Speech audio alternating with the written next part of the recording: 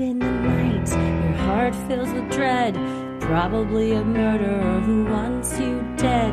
It could be a ghost, a demon, or worse. Perhaps you're the victim of a witch's curse.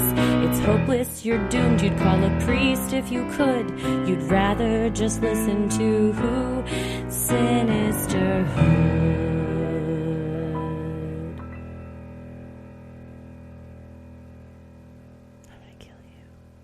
Welcome to another edition of Freaky Friday, where we tell your odd but true stories. We've got quite a lineup today that runs the gamut from just brushes with true crime to perhaps being the cause of rumors in town of ghosts in the woods, which are all my favorites. Yeah, I love a good urban legend story. Yeah.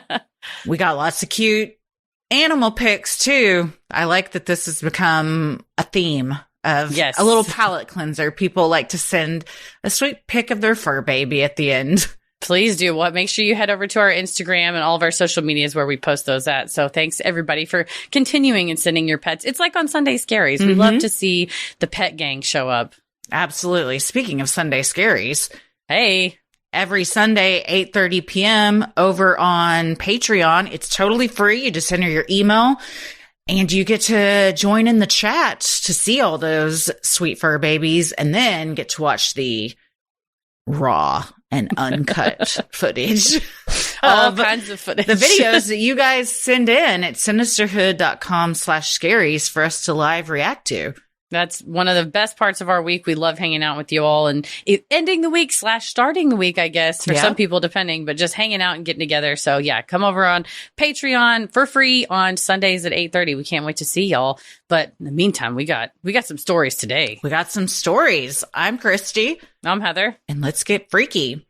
This first one is from MR and it's called, "Do you need a knife or is the one pointed in my face good enough?" They write, "Hi, I'm MR. This is my first time writing in. My mother listens to you both religiously. I'm pretty sure you're her favorite podcasters. After a while of cleaning with her, I thought it'd be fun to submit my own workplace horror story. My first job as a teenager was a closing shift in a particular food chain. One night, whilst working aside an older female coworker, around 30s, she stopped me in the middle of the dishes and asked me to serve a man she claimed she didn't like. She didn't explain why or who he was, but I agreed and went out front, assuming she would follow me. I greeted him and asked what his order was. He was clearly older, about 65 or so, and I assumed the reason my coworker didn't like him was because he was rude, as most evening customers were. As I got out the ingredients, the man began to make very off-kilter jokes that I tried to laugh off. I wish I could remember specific jokes, but I feel like at this point I've just blocked them out. The only one I remember was about a ham as he proceeded to oink at me after it, which caught me so off guard I didn't even laugh. I found myself glancing over to see if my coworker was in sight, but she was nowhere to be found. Just me and him. As I made his food, he quickly devolved into speaking about me. He stopped me to ask my name, and I could feel my stomach drop. I was underage at the time, and I knew that was all I could cling to if needed. I quickly lied about my name, and he asked me my age, followed by where I went to school. I told him my age and lied about my school, which he then made jokes about how long of a drive my workplace was from school. I laughed and kept sneaking glances, hoping my coworker would appear, as he continued to make weird jokes about how I prepared his food and the food itself. As silly as it sounds, I noticed he had a cadence to his jokes, and I told him it reminded me of Weird Al, of whom I was a big fan at the time. Immediately, the man's face dropped. It was complete silence as he stared at me, and I quickly realized I had messed up somehow. I put my head back down to continue his sub and didn't look back up at him until I heard a metal flick. Looking back up, the man stood in front of me with a knife.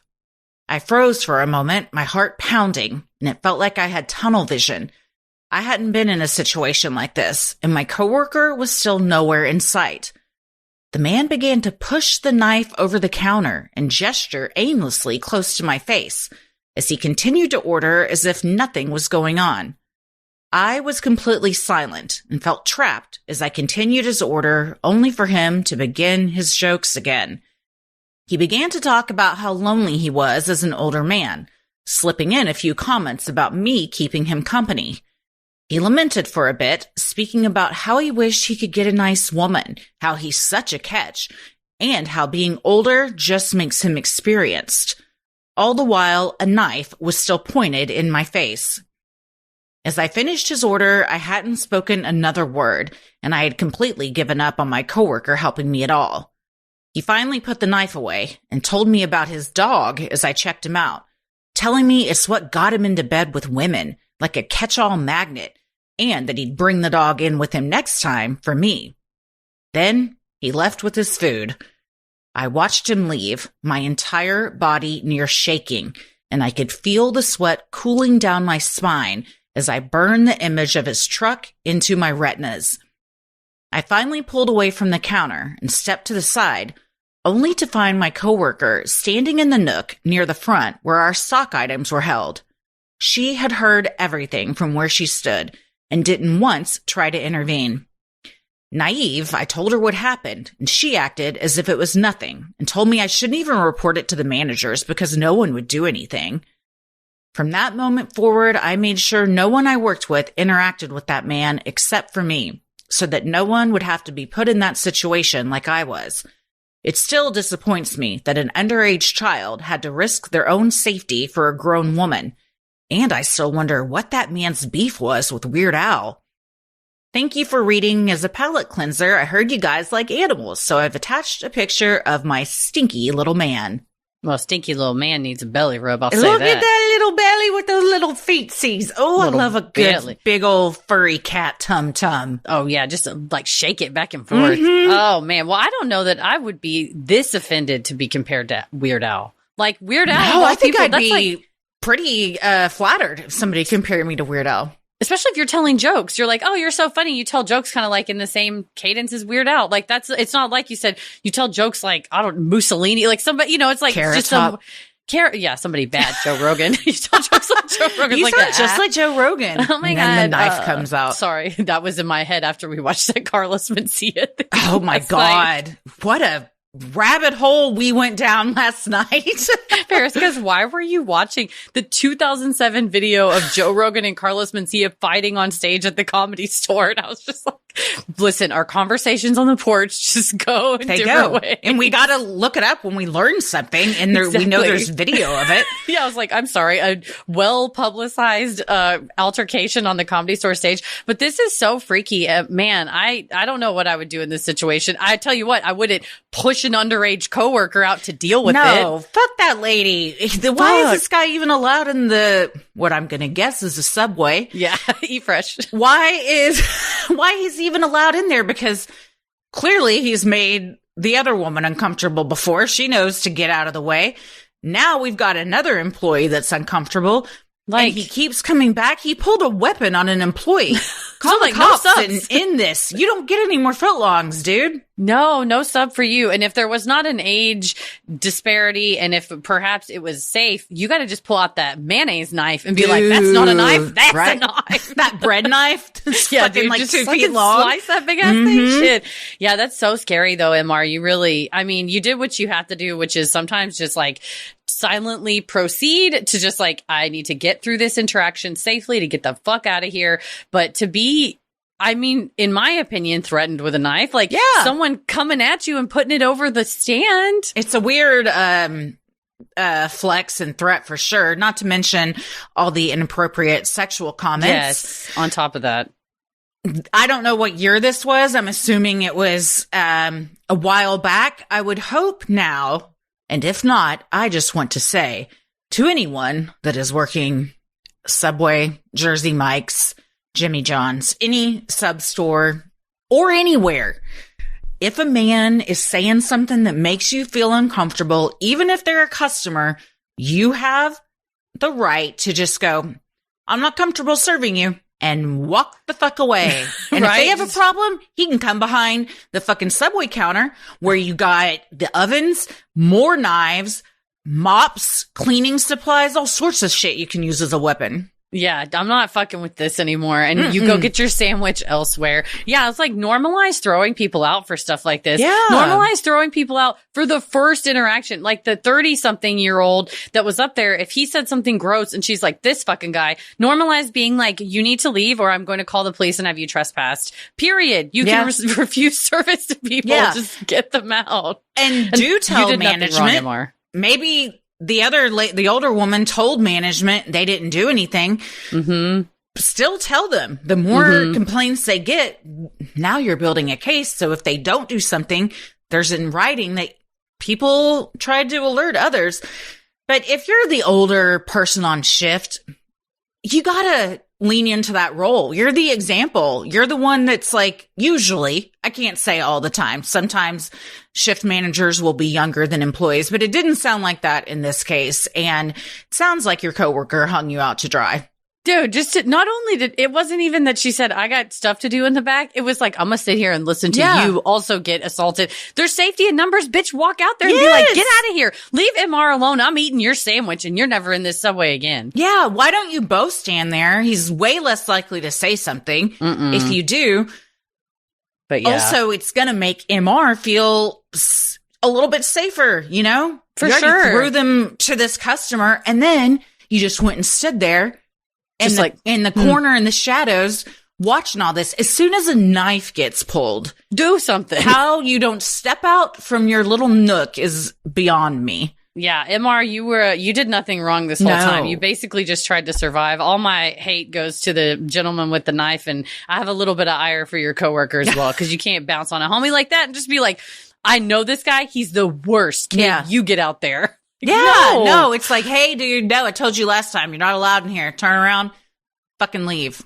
Get out of here. Get out of here. Well, little stinky man would never let that happen if he had been there. I also wonder what his beef with Weird Al is. I bet he's heard that a lot, and he's like, this is my way of talking. I didn't get it from Weird Al. Weird Al got it from me. I'll kill you, Yankovic. I'll kill you. He is older than Yankovic, so. Like but first of all, doing it first.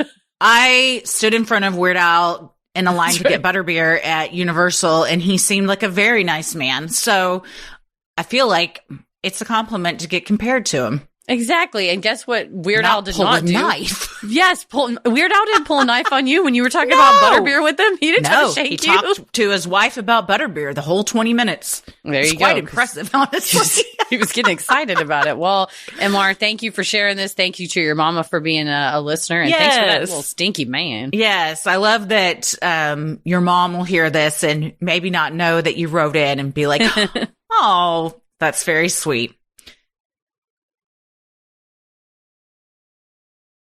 Sinisterhood will be right back. Well, oftentimes bad habits can lead to bad outcomes, but in real life, it doesn't have to be that way. That's where Fume comes in. Fume is a flavored air device, not a vape, and definitely not a pipe, that gives you a fresh way to take control of your habits. With flavors like crisp mint, peach blush, and cinnamon hearts, it's the smarter, guilt-free alternative. Fume fills the void ditching a bad habit can leave. It uses no batteries, no nicotine, no vapor, so you can use it anywhere.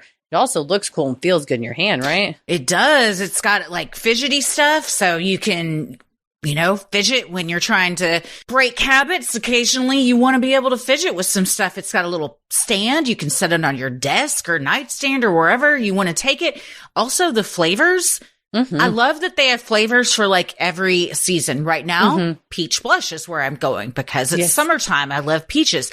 When it's a little warmer, I'm going for the cinnamon hearts, or maybe a Valentine's vibe. True. Crisp mint, year-round long. Plus, it's beautiful and it looks good. You feel cool when you use it, right? Crisp mint is a year-round for sure. Universal. Well, Fume has already helped over 400,000 people take steps toward better habits, and now it's your turn.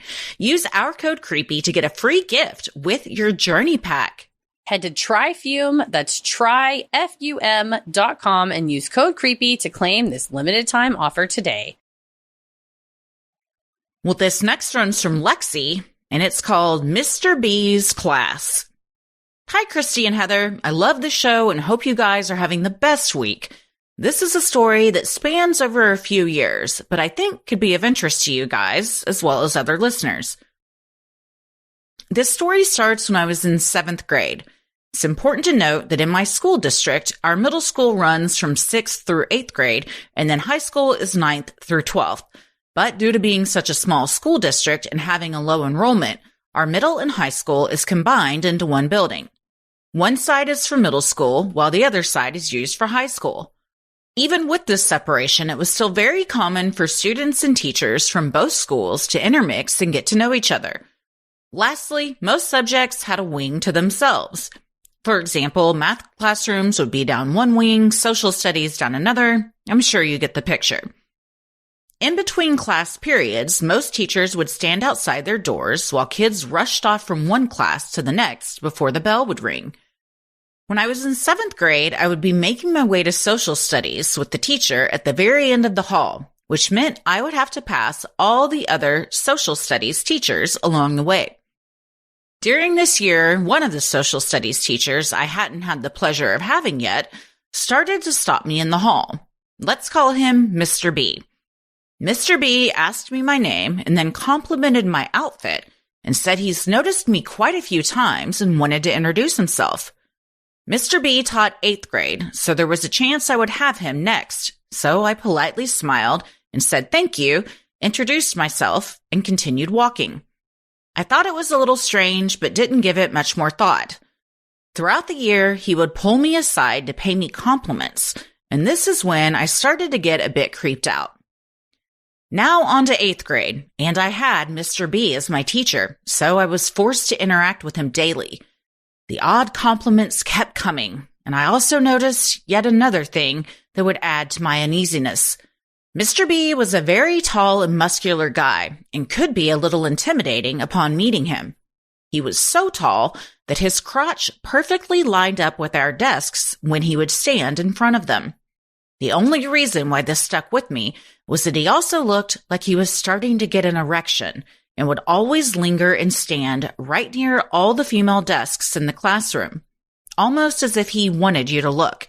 It was very uncomfortable, and his crotch almost always looked like this. One of the things that sealed the deal on his creep factor happened to me one day when I stood up to leave class. I was one of the last ones in the classroom, and as I stood up, he said, "You look very nice today." He stared me up and down and gave me a smile. This day, I did not look nice. I was wearing sneakers, leggings, and a fitted Victoria's Secret zip-up sweatshirt. This was my final straw. I clearly saw him looking me up and down, pausing to stare at my ass. He made it so obvious that it was most likely me wearing leggings that caught his attention. I told my friends and my mom, all of whom thought it was strange and off-putting. Throughout the years, all female students would complain to teachers that he was creepy and they didn't feel safe around him, and the responses we got were baffling. All male teachers agreed and warned us to stay away from him, while the female teachers became uncomfortable and always gave the same response. It's not appropriate for me to talk about my colleague like this. Excuse me? What the fuck? He was always the type of teacher that would insert himself into situations in order to be close to students. He always volunteered for security during sporting events, and he would volunteer to run the weight room after school. When I was a senior in high school, the weight room was fully renovated, so my best friend and I wanted to use it, and almost every time we were there, so was he. He would attempt to make conversation with us and follow us around, even if there were other kids in there. So creepy. This is where it gets good. Regardless of how many times students complained about Mr. B, nothing was done, and he was still there when I graduated high school. A year later, though, things were about to take a turn. Mr. B got caught sending nudes to another teacher at the school. From what I was told, he took this picture in his own classroom. Of course, when the other teacher received this picture, all claims were taken seriously. This school gave him the choice to resign or they would be firing him. He resigned. Not too soon after, his wife filed for divorce. He also had 2 daughters, a few years younger than me, and I always wondered if he was this creepy with them or if his wife ever got weird vibes from him. It was frustrating that it took so long for people to take seriously what other students and I kept saying over and over throughout the years, and that it was only taken seriously once it happened to another adult. In the end, I'm just relieved that karma got to him, and hopefully his wife and daughters were able to move on from this awful situation. Oh, Lexi, I always hate to hear this where you're just trying to learn social studies. You're trying to know, like, where stuff is, how stuff works. And this fucking guy is walking up with a half chub in front of students. He should have immediately been taken to jail. Like, what? Oh, man, it really bums me out that you were in 7th grade when this started and went through graduated. Mm-hmm. So that's another 5-6 years? At least that he's there? Yeah, 5-6 years. No one did a goddamn thing until a teacher was affected by this, another teacher. Right. And I mean, thankfully, if there were nudes being sent, it was to an adult. Like, that still sucks that it got sent to anybody, but an adult's a little bit more equipped, I think, to handle it as far as having that thrust upon them. But the idea that a student would say, I was not only looked up and down, but me and other students felt uncomfortable about him coming and putting his crotch up on our desk. And for the school to just be like, meh. And it always happens like this. There's a school in Mesquite that it was well known that the coach would sit girls in short dresses at the front of the class. He would always make them move seats, and he would always put the girls right in front, right by his desk, so he could like kind of lean back and see where they were sitting at. And then I want to say it was 5 or 10 years later, he was caught with a student in the field house having inappropriate relations. So it's like, it's a smoke. Where there's smoke, there's fire. Like, this isn't just like, oh, Mr. B's just kind of a friendly guy. It's like, no, he's a sex predator that's just trying to get a little further and a little further and a little further. I believe they call it grooming. That's right. He's escalating as well. Yeah, no, for sure. And the next thing I think would have been nudes to a student. It's so weird. And I think we should also normalize, I don't know, is this too extreme? I try to never say something about somebody's appearance, like compliment them on that, unless like it's something pretty, like, oh, I really like the color of that shirt. It brings out your eyes. Yeah. I might say that to another adult. Or maybe even a child. But if I was a teacher and said to a 7th grade student, you look really nice today.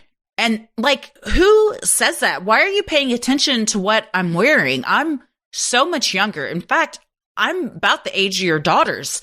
Why are you talking to me in this way? No, I think from a policy perspective, it should be that unless it's like, where we're from, we had dress codes. So unless it's like a violation of a dress code, or like you've got, world's greatest farter, which a guy just wore to court recently that went viral. And then it's like scratched out at the bottom and says father. And he was like, it says father. And the judge was like, I can read. And it says world's greatest farter. And you're on felony charges, sir. Why are you not wearing a suit? Even if it said world's greatest father, don't wear a shirt like that to court. He goes, it was the only one clean. She's like, world's greatest farter was the only shirt you had. You couldn't do laundry the night before. You knew you had to be here. She's just like, all right, let's move on. But like, unless you're commenting on the substance of a shirt, there's a swear word on it or something dirty or something, that I get. Or, like, I don't think you're right. As a teacher to a student, shouldn't be like, you look so pretty today, Anna, or whatever. It's like, they're there to learn. You're not there to, like, if it's functionally necessary, like your shoes are untied and you might fall, kid, that's fine to point that out. But I don't think you're being too extreme that, like, nobody should be eyeballing your children. No. I mean, again, it's a stranger, it's a neighbor. It's like, oh my God, what a pretty daughter you have or whatever. But it's like, you see this teacher every day. Why are you looking me up and down and being like, I like those tight pants you've got on? Honestly, even if a neighbor that was my age commented on my 7th grade daughter's appearance, a male neighbor, I would immediate red flag. Like, why are you looking at her and having the thought of, wow, she looks really nice? Like, that should not, it seems too sexualized. No, I totally agree, especially in the teacher-student context, and especially when it's two very like disparate power structures where you're like, I'm a student, this is a teacher that's not even my teacher stopping me in the hall, and then later it's my teacher that I also have to really listen to. So I think that's why predators take advantage of situations like this, because it's like, well, no one's going to believe them. They're all kids. So I think normalize believing students when they tell you things like this. And I'm glad that like mom and friends were like, oh, that is weird and off-putting. But I feel like the school should have done something. Yeah, I also think weird and off-putting is putting it mildly. And if the school isn't going to do something, you as a parent got to get up to that school and be like, this isn't cool. We're not doing this. Take it to the news. We're not doing it anymore, bitches. We're going to the news. But yeah, especially having other male teachers be like, don't go near Mr. Dude, B. Whatever so you do. all agree he's a fucking pervert. Yeah. Why is he working here? Yeah. Great question. Well, Lexi, you did nothing wrong. I'm sorry you had to get distracted from your social studies work, but you're right. Hopefully Mrs. B and little B's are GTFO'd and Mr. B is, I don't know, in a sewer somewhere. Yeah. Well, thank you, Lexi, for sending that in. Sinisterhood will be right back. Helix Sleep is a premium mattress brand that provides tailored mattresses based on your unique sleep preferences, and there's no demon rats in them. No demon rats. We just got back from out of town, and I gotta say, the first night when I crawled back into my bed, I thought to myself, there's nothing better than a Helix. And the bed where we slept was pretty comfortable. I slept well. But it doesn't compare to the Helix. It just doesn't. No, it doesn't. And I can tell you how I know it doesn't compare to the Helix. I wear a Whoop band, and my Whoop, I wear it all the time. So it knows when I'm asleep and how my sleep is. And I did get better sleep when I was back at home. And like you said, our mattress on the road wasn't bad mattress, but there is nothing like that restful. The fact that the Helix supports me in all my pressure points, and I literally do not toss and turn all night. I used to like flip over and over and over trying to get comfortable. And now I just fall asleep and stay asleep. And I know that I am because my Whoop's telling me I'm doing it. Whoop, there it is. It is. Well, go to helixsleep.com/creepy for their 4th of July sale starting June 13th, 2025 and get 27% off site-wide. That's helixsleep.com/creepy for their 4th of July sale starting June 13th, 2025 and get 27% off site-wide. helixsleep.com/creepy. This next one is from June Girl, and it's called Demons, Rats, Demon Rats. Hello, ladies. You're my very favorite podcast and have brightened my days with your humor and compassion for the past 5 years. I was going to say that I'm your biggest fan, but that's a little too Annie Wilkes, and no one wants to hear that. Just wanted to drop a little weird, paranormal, maybe, definitely not normal experience I had this past Christmas while visiting our sons. Our sons share an apartment in a high-rise outside of D.C. It's an older building, probably from the 1970s, which has been undergoing renovation apartment by apartment. They were able to score an older 2-bedroom unit, which is perfectly serviceable, but it's stuck in an era of fugly design. Think faux marble countertops, metal doors with scroll work impressed into it, and vertical blinds that constantly fall off their tracks. But the building has a great location, lots of amenities, and because it's pre-renovation, much cheaper than if it was spiffed up. It's good enough for their IKEA furniture. Above all, the building is solid. You can't hear the neighbor's dogs barking, vacuums going, or any noise unless it's in the hallway in front of the door. This past Christmas, we packed up the car, including our kitty Oliver, and drove the 10 hours to their place to celebrate the holiday. Our oldest was visiting his girlfriend's family in the Midwest and wouldn't be there until Christmas Eve. Our youngest son gave us his room and slept in his older brother's room, which is much smaller. We've stayed in their apartment a number of times, and nothing like this has happened before. On Christmas Day, my husband woke up with a terrible cold. He hardly ever gets sick, but when he does, he acts as if he'll never be healthy again. The 4 of us basically hung out in the apartment all that day. My husband was plying himself with various cold medication and avoiding being around us. Once dinner was over, our oldest son and I decided to go see the Bob Dylan movie a few blocks away. Our youngest son had to work the next day, so he was calling it a night pretty early. My husband took some NyQuil and went to bed around 8:30. It was a long-ass movie, and we didn't get back to the apartment until after midnight. Both of us are night owls, so our oldest and I sat in the living room, drank a glass of wine, chatted, and watched TV until after 1 o'clock. He slept on the pull-out couch in the living room. Lights out for everyone. I went into the bedroom and got ready for bed in the dark. I was at the edge of a sleep when suddenly I felt something crawling in the mattress under my feet. This mattress is only a few years old and one of those that supposedly absorbs movement. So if you jump on the bed, your glass of red wine won't spill, just like in the commercial from years ago.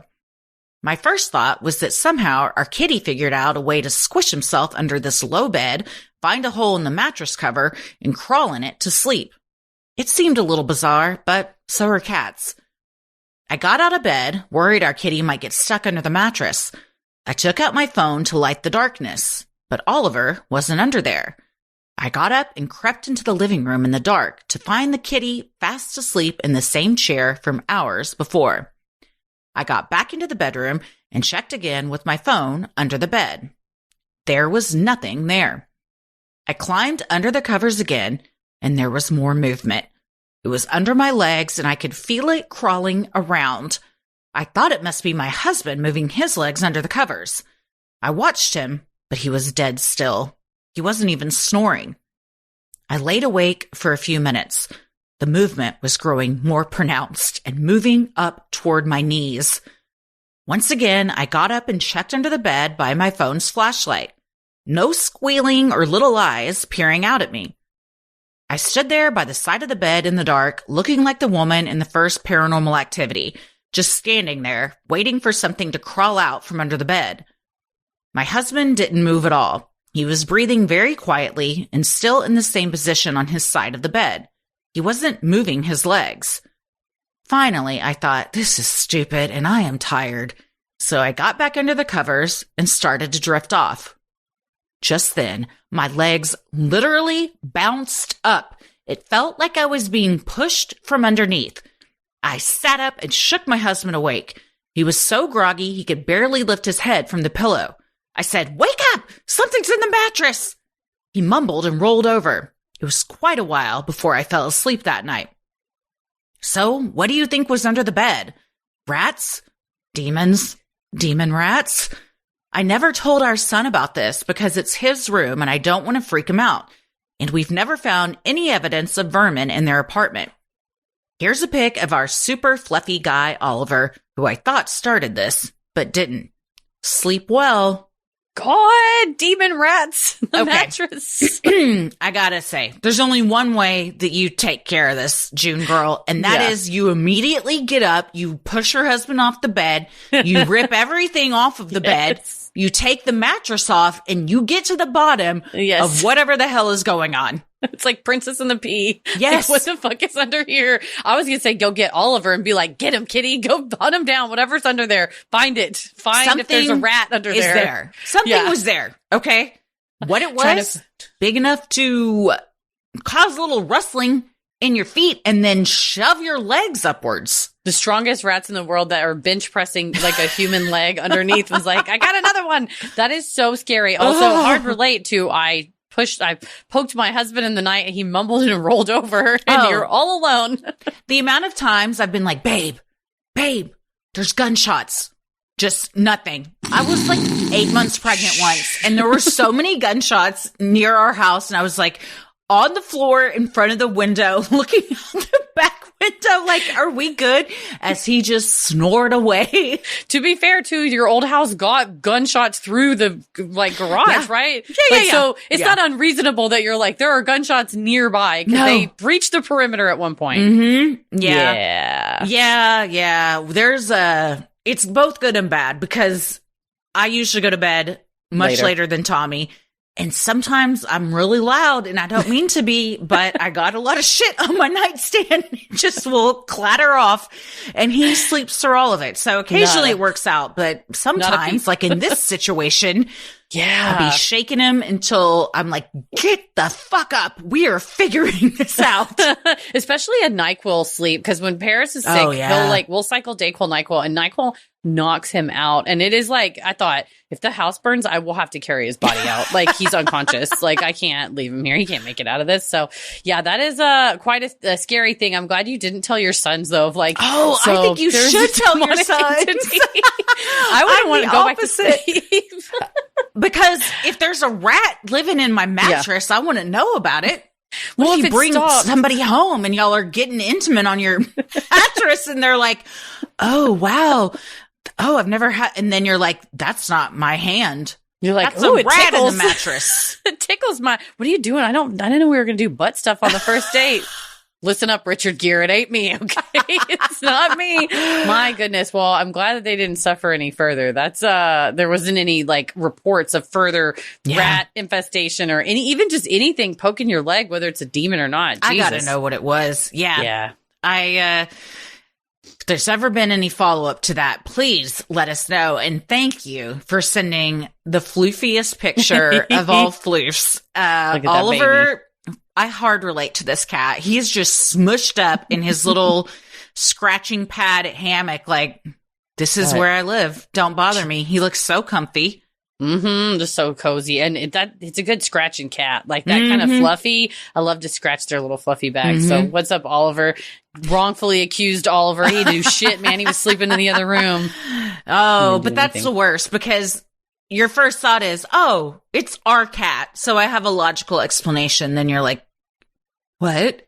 He's in the living room? That's not our cat. Oh, shit. No. Well, you are braver than I am, June girl. There's no way I would have gotten back in that bed. Well, and also just getting up and looking at it with a flashlight, also very brave. Very brave. Very brave. Wouldn't have even gotten that far. Would have made somebody else do that. Hell no. If y'all listening, if y'all have ever had this happen, something creepy crawling up on the mattress, let us know so we can pass it on to June girl. Because they'll be like, yes, it was a demonic infestation. You're like, oh, great. Well, thank you, June girl, for sending that one in. Well, this next one's from Jesse, and the subject line is, I saw the ghost lights of Brown Mountain. Hi, ladies. Before we get to the juicy stuff, I have to say thank you for all of your amazing, entertaining content. I'm in sales and constantly on the road, and though I just discovered your podcast within the last year, I have had plenty of time to catch up. I especially look forward to Fridays not only because it's the end of the work week, but also it's Freaky Friday. You make the long drives bearable, and honestly, it feels like having friends along for the road trip. I've been thinking about sharing my paranormal experience for a while, and after hearing Kaylin cover this phenomena on the most recent Heart Starts Pounding episodes, Appalachian Trail Horror, I took it as a sign, and so here it is. Let's get into it. This was the fall of my senior year in college at Appalachian State University in Boone, North Carolina. I was getting my degree in outdoor education and was always out in the woods backpacking, climbing, and exploring. Being in this field, I heard my fair share of Appalachian folklore, but my ears perked up when I overheard some folks talking about mysterious, unexplained lights that reportedly happen in an area we frequented. These lights are said to move, change in brightness and color, as well as flash unexpectedly. I'm just going to skim the surface of their history because there's probably enough content to make a full episode. Anyway, the Brown Mountain lights are supposedly ghost lights that occur near Brown Mountain in North Carolina. There are written records dating back to 1910, which include many theories as to what they are, such as train lights, UFOs, ball lightning, and the spirits of Cherokee maidens searching the hills with their lanterns for men who fell in battle. Scientific research has been done as well, but no one has ever been able to offer a concrete explanation. Naturally, I had to go see these for myself. One Friday evening, my boyfriend at the time and I drove down a remote dirt road on the west side of Linville Gorge, finding a roadside camping spot near Wiseman's View, which is where a majority of the sightings are said to take place. Once it began to get dark, we ventured out onto the viewing area and waited, and waited, and waited some more. All of a sudden, I saw 4 small lights on the mountain, just across the gorge. I excitedly got my boyfriend's attention, who has the binoculars. This was it. It was finally happening. Sadly, no, it was hikers with headlamps going down the trail. We began to feel the heavy weight of discouragement, succumbing to the reality that these lights would remain a tall tale. That's when I saw another light down in the gorge near the river.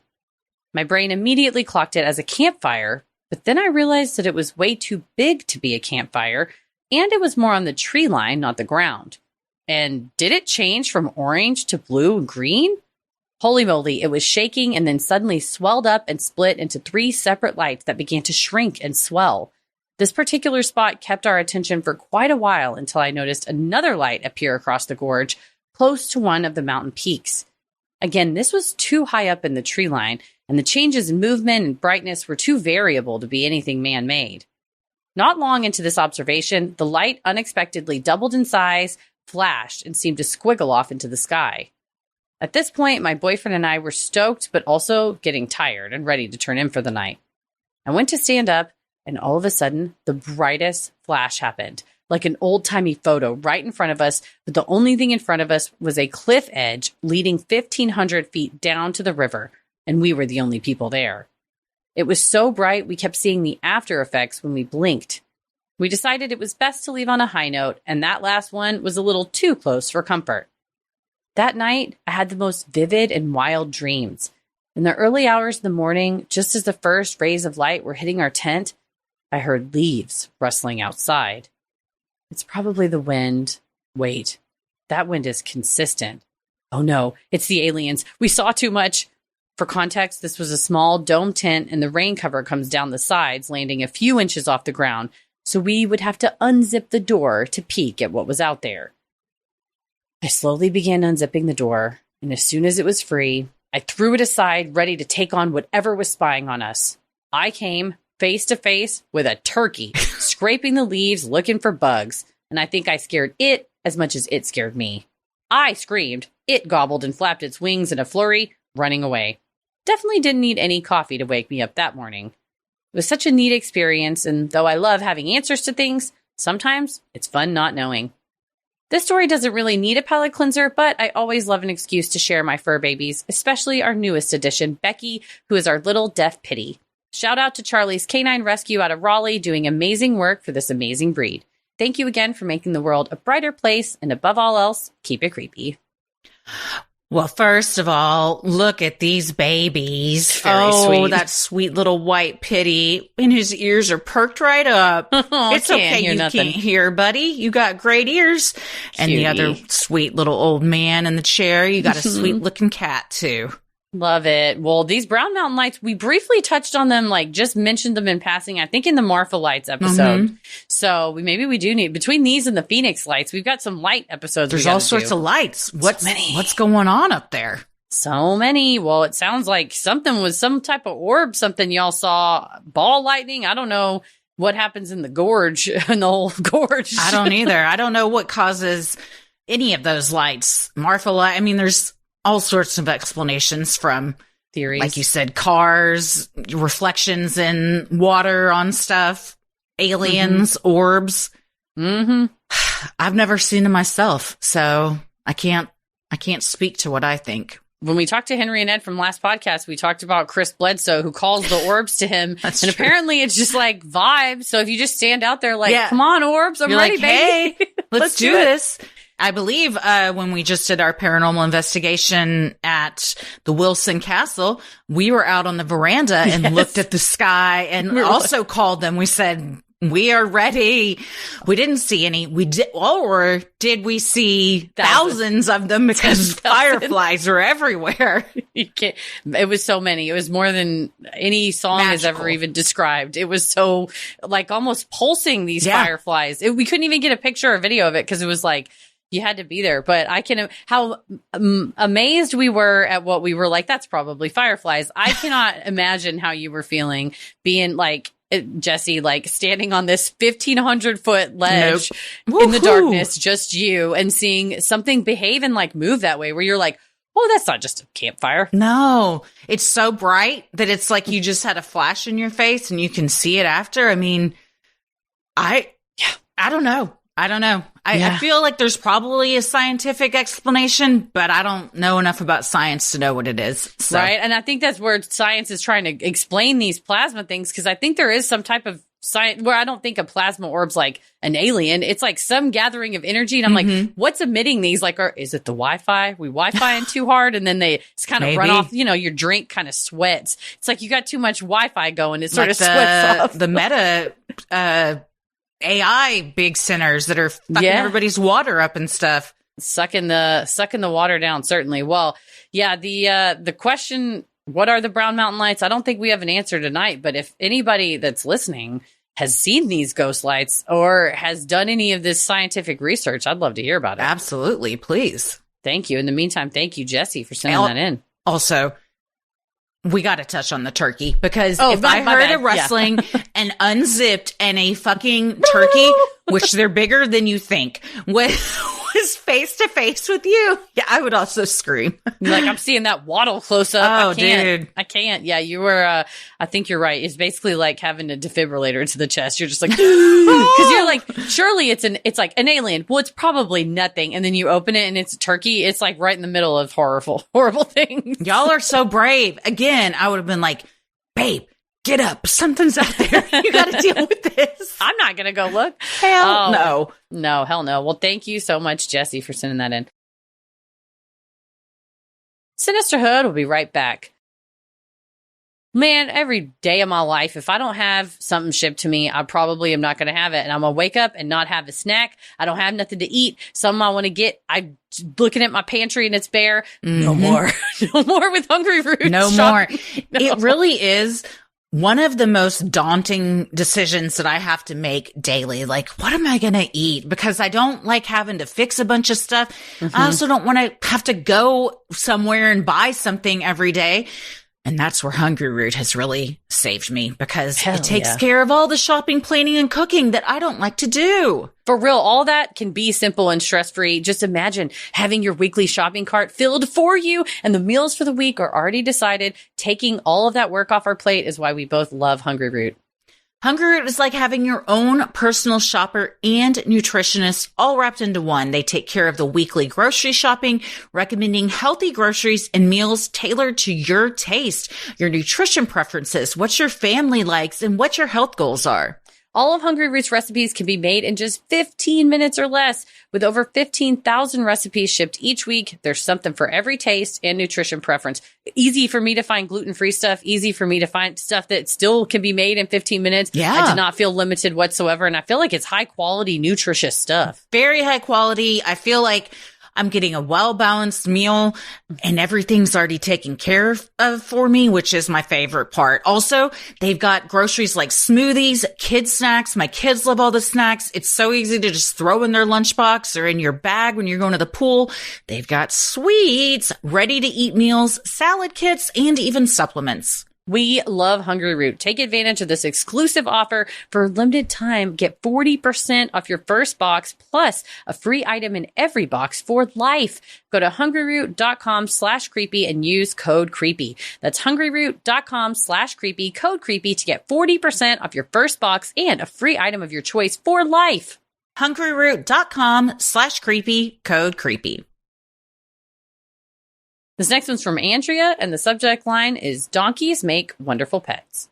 Hello, all. I so often hear someone else's Freaky Friday and think, I have something to add to that. But then, before I get around to it, my ADHD ass forgets why I thought to send it in at all, and I get all self-conscious that maybe I made up the reason. But I do remember someone wrote about visiting a donkey sanctuary. I think a donkey something, and this is about donkeys. Specifically, an unruly but lovable and playful donkey named Rowdy. Once my dad and mom finally settled on Vancouver Island, Canada, he had a great idea to recreate his home country of Ireland with a little hobby farm. Never mind that he had actually lived in a town and not a farm. This was Ireland away from Ireland to him. Our little corner of Canada ended up having chickens, rabbits, geese, sheep, goats, and a donkey. Rowdy could be the source of so many stories, breaking out so often to visit the horse paddock down the road that the police got to just grabbing his halter from the car window as they drove/trotted him back down the lane to our house, having to explain how donkey penises work to pee to an entire sleepover of 12-year-old girls. The list goes on. But I'm going to talk about his secret life as our guard dog. Our actual guard dogs were either too friendly or too lazy to guard anything other than their own dinner. Our house was near a local park, with a lake popular for swimming, and was about halfway between the bus stop and the lake. Also between the bus stop and the lake were a gas station, a few houses, a horse paddock, a train track, and the Trans-Canada Highway. There was a trail at the end of our property, furthest from the house, that would lead the bus folk from our quiet country road to the highway. Occasionally, because people had just heard about the trail from friends, they would wander up our driveway thinking it was the park. We'd set them right and send them on their way. I was sitting beside our fish pond one day when I was about 10 or 11 when two boys, only a few years older than myself, came up our driveway on BMX bikes. Our driveway was long and winding. You could spy on the driveway from the fish pond, but not vice versa. They stopped not too far from the entrance, and I could hear them discussing whether or not this was the trail or perhaps the park itself. I don't remember why I was in a bad mood, but I just really didn't want to get up and talk to them. One of my chores was clearing the ivy from a rock wall near the fish pond, so I'm guessing I was hot and tired and taking a break from all that. I was grumbling to myself and trying to get up the energy to deal with two boys who couldn't realize that a paved road large enough for a car probably wasn't an unmarked trail for cutting through someone's property, when Rowdy started braying. My dad had moved Rowdy from the fenced field to the large swath of grass next to the driveway to mow that morning. Now that the sun had reached its zenith and the day was stinking hot, Rowdy had hidden himself under and behind the main bush/tree in the middle of the area. From the point of view of these two young boys, all they knew was that a loud hee-haw sound was emanating from this bush to the left of them. Without saying a word to each other, they jumped back on their bikes and were gone before Rowdy had even finished his greeting. And that was the year that the rumor started in my school that the woods around my house were haunted. I never bothered to correct anyone on this. For your viewing pleasure, I've attached a photo of my dad, myself, and Rowdy doing our annual picnic in the Camas patch on our property.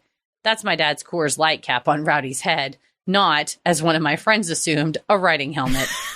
Anyway, I had what I always assumed was a normal childhood, but my friends assure me it most definitely wasn't. Like having to shut down the Trans-Canada Highway during Monday morning rush hour traffic because our sheep got out. Or the day my reputation as the weird girl at school got cemented when another girl learned why we didn't name our rabbits. Or the day we were doing our annual November burn of that year's garden trash and ended up roasting marshmallows with the firemen because their truck got stuck in the dip in our driveway.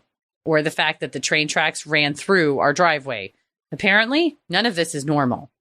Addendum, I regularly live in Tanzania for work, and I'm with, was it Roy? Monkeys are evil. While I'm not saying that I think a tiger or a lion mauling would be fun, big cats tend to spend most of their time sleeping. Monkeys, on the other hand, I hate them. Didn't hate them before I lived in Tanzania the first time, but I do now.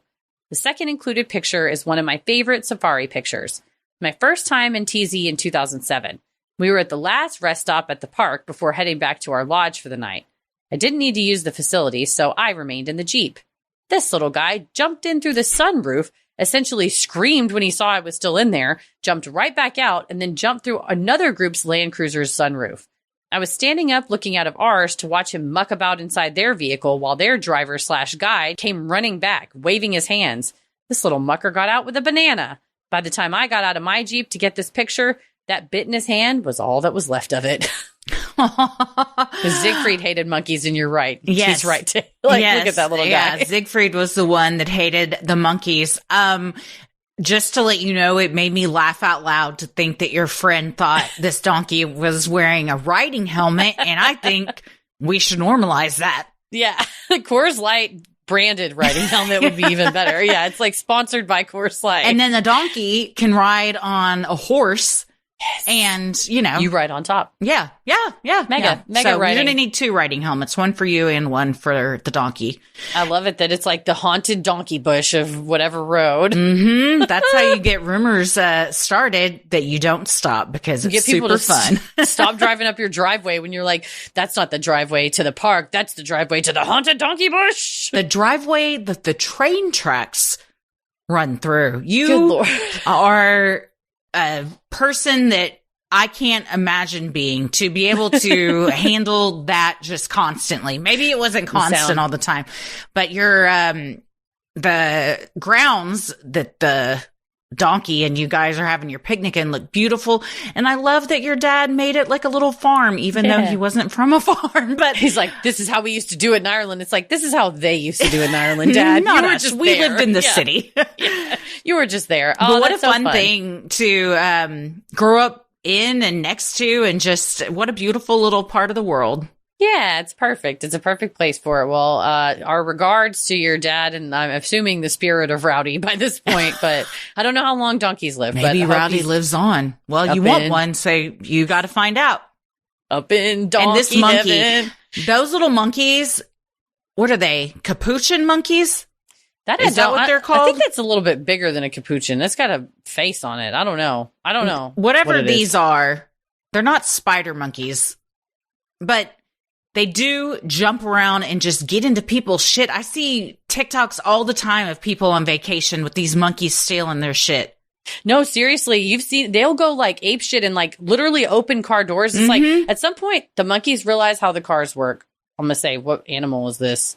Ask the internet. Yeah, I guess they do. But they also, I guess, just don't give a shit. It's very fitting that you got this picture of the monkey right in front of the don't feed animals. You're like, we're not. The animals are feeding themselves. They're coming into our territory. The animals is like, don't feed us, but we can take what we want to take. It says it's a vervet monkey. A vervet monkey. With All its right. distinctive black face, grayish body, common in sub-Saharan Africa and also seen in savannas, forests, etc. Yeah, that's hilarious, though, that the monkey was like, oh, you're in here? Fuck it, I'll just go to the next one. Like, okay. We got a turkey, a monkey. You guys just getting scared. A donkey? Yeah, out of the blue by these animals you don't see every day. At They're least all here over the you don't. place. Right? They're all over the place. Well, thank you, Andrea. Love it. Sinisterhood will be right back. This final one is from Kay Cruz, and the subject line is Mother, how could you? Hello, Sinisisters. I love you, and I hope this makes you laugh as much as it made my family laugh for the past 20 years. Not sure if it counts as a brush with true crime or not. Let me know. Halloween in Deep South Texas, no, not Corpus Christi, I'm talking the tip of Texas, y'all, was unhinged back in the 2000s. Neighborhoods filled with serial killers at every corner, ready to chase the plump, candy-filled children with real machetes, chainsaws, or other rusty lawn tools were pretty common. When I was around 9 or 10, we went trick-or-treating at one of these neighborhoods. It was a lot of fun seeing everyone out and dressed, committing to the silent, creeping clown acts or spontaneous chases that occurred when a killer picked a target. At the end of the night, as our parents began to drive us out of the block, we spotted a corner house that we had missed. My brother and I pleaded for one last stop, and my dad pulled over to let us out while Mom and Dad stayed in the car to wait. Once at the candy station, Jason Voorhees, Pennywise, and a couple other notable costume killers were all waiting for us. Y'all, they were so nice. They could see how nervous we were and graciously handed over the candies, complimented our costumes, and they even offered to walk us back to our car since Dad had parked a bit far along the street. Again, so nice. They walked behind us, and as we approached the car, I could see my mom's face go from joyful people watching to total horror. She must have had a mini panic attack because she proceeded to lock every door in the car. The funny thing is, her panic caused us kids to suddenly panic. My brother and I began slapping her window and shouting for her to let us in. All my poor mom could do was shake her head no and apologize. I think my dad may have been laughing at this whole 2-minute ordeal until my mom finally calmed down and unlocked the doors. She managed to apologize and thank the very considerate serial killers for bringing us back safely. To this day, we never let Mom forget how she abandoned us to our fate. I love you, Mom and Dad. Thank you for all the great Halloween memories. Oh, what a great memory. And what a great Halloween tradition where everybody's just like, fuck it, we're going all out. Machetes, real. Chainsaws, real. It's people in like in the neighborhood committing to the bit. You have your own like universal Halloween horror nights where it's like a roving haunted house out there. But I also love that when they see kids that are like nervous that they're not like being shitty and mean to them, but like Pennywise is like, let me walk you back. You're like, okay. And then you see your two sweet little kids coming down with that trio behind them. I think your mom acted rationally and I'm on her side. Yeah. She was like, sorry, kids, I can't let them in. I also do love, though, the idea that locking the doors will protect you from Pennywise and Jason. Yeah. Even if only anyone in it or all the Friday the 13th had just done that. Pennywise is like, the door's locked. You locked it. Darn it. See you later. I guess I'll keep going. But yeah, she was willing to throw your asses right under the bus. She didn't give a fuck. I love it. It's well, I love Halloween, and like the past couple weeks, I've been getting the feel. You know, there's no reason. Usually, the feel comes when you get like a brisk, cool air, and you're like, I sense fall. This is just because I'm willing it. I'm willing the fall to come. Some Halloween vibes in Rutland when we were in Vermont, because they're like famous for their Halloween parade. And we were kind of looking it up and stuff, and we're like, this is like, it would be a good place. Any place like where that is a smaller town that goes like all out for Halloween. Yeah, I love That's the kind of like you'd see in like a Disney movie, like a Disney Channel original movie is what I mean. Yes, I know exactly what you mean. Hell yeah. Or like Hocus Pocus. Yeah, exactly. Yeah. Disney movie. Where you just go, where they go all out. Well, what fun Halloween memories, and I'm glad that you forgave your mom after she let you back in. Hopefully you got some badass candy for all of that. For sure. But still give her shit, though, because that's a fun thing to like always bring up. Especially if you see like Pennywise or Jason be like, oh, Mom, did you want to shove me in front of you to save yourself?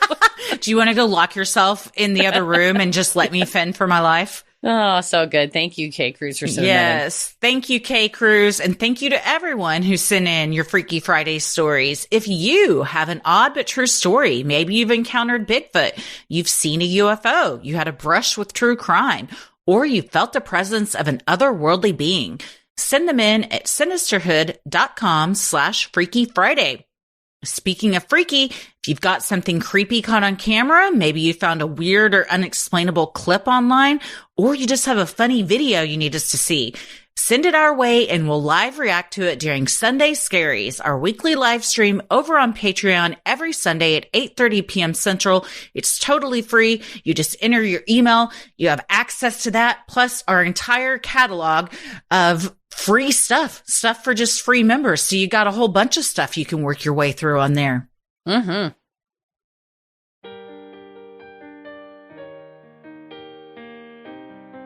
Well, if you like our free episodes, you'll love our Patreon bonus content. You can join for free to see what we're up to next, like we said, or you can dive into over 1,000 hours of bonus content like Judge Christie, where I rule on petty grievances you bring before the court. True Crime Headlines, where we break down the latest news and updates in true crime. Heather's Saves, where anything Heather has found late night scrolling could be discussed. And Am I the Asshole? Unpopular opinions and other subreddits that we feel require our input. We also offer free trials. You can join for a week at any of the tiers, check out all the perks, and cancel anytime before the trial is over without getting charged. But if you stick around, do one of those annual memberships, you get 1 month free. And when you do stick around, what are some of the perks folks get?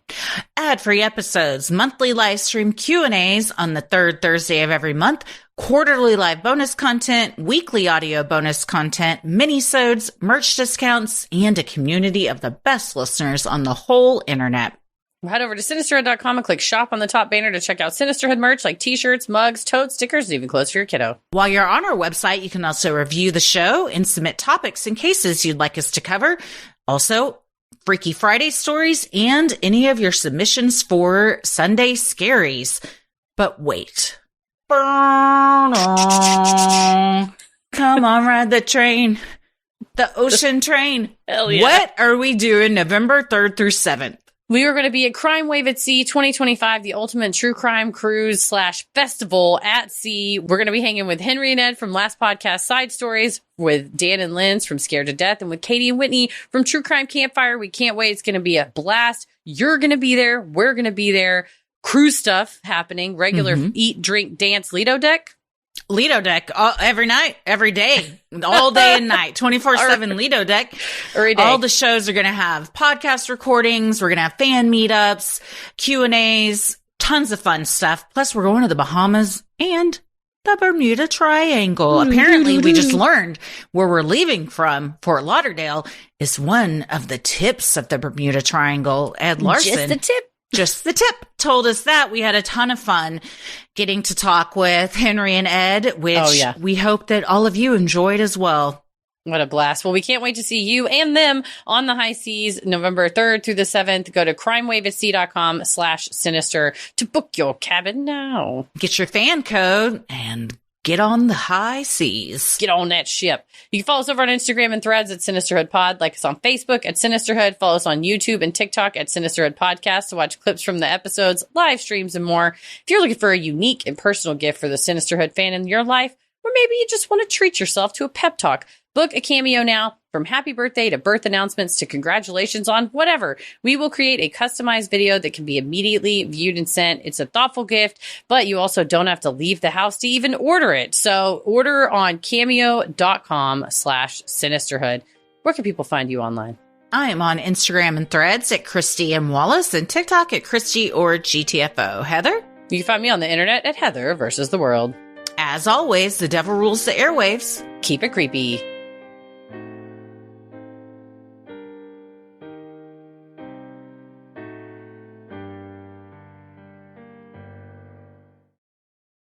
Sinister.